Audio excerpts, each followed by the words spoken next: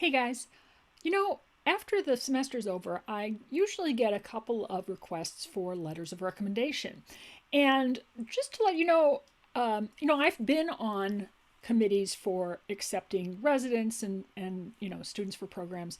And we don't need letters of recommendation saying that you were a good student or got an A, because that is clear from your transcript. And usually, if you've made it to the point where we're actually reading the letters of recommendation, you've already made it past a certain, point in the process of looking at applications for the program, that we already know that you're a good student.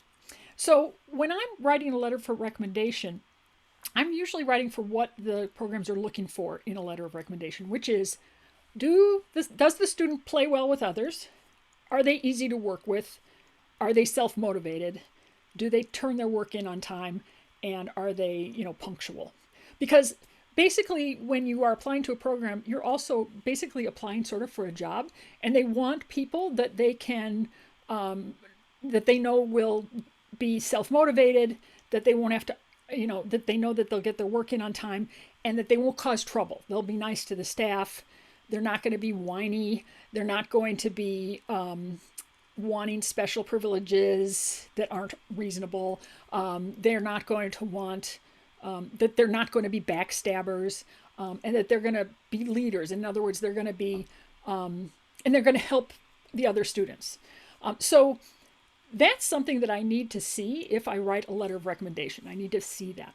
So I have a extra credit set of assignments, which are these Sherlock Holmes case studies, in which I give you clues. I give you clues a little bit at a time about murders that have to do with pharmacology. And the point of these assignments are, well, part of it is to sort of test what you know about pharmacology, but it's also to see how you guys work as a group. Now, part of this has to do with how many people actually participate in it. And also it has to do with how many of you guys like puzzles or like murder mysteries. But we'll see. I'll put up the first one and see how you guys do with it. The way you play it is not to just immediately try to guess the answer and then post a long explanation with citations. That's not how you do it.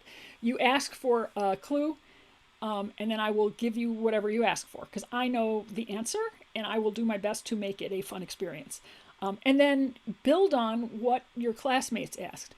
So don't try to hog the spotlight, because that's not what this is about. It's about working as a group to solve the mystery. Not only the mystery of the pharmacology, but the mystery of the story of the victim and the people around them. So it's sort of a game, including some pharmacology.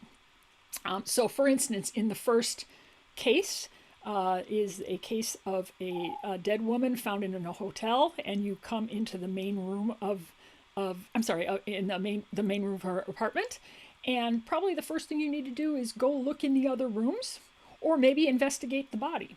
So that's going to be the first question that you ask. It's not going to be, what is the nature of her, of some medication or something like that. You want to get to that too, but look around the room, look in the other rooms, that kind of thing. And then I will do my best to give you clues and in fun formats with images, videos, and such. All right. So if you I would do this anyway for extra credit if I were you. But if you are going to be one of those people looking for a letter of recommendation, make sure you show me that you're willing to work as a team, help your fellow students, to teach your fellow students about stuff that they may not know, not in a condescending way, but in a nice way, and that you like to have fun. All right, have fun with it.